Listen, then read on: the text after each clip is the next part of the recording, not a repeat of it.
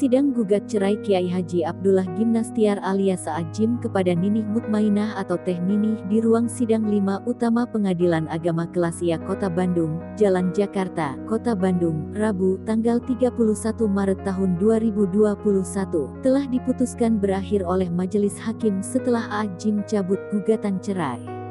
Hal itu disampaikan oleh Humas Pengadilan Agama Kelas IA Kota Bandung, Mustofa.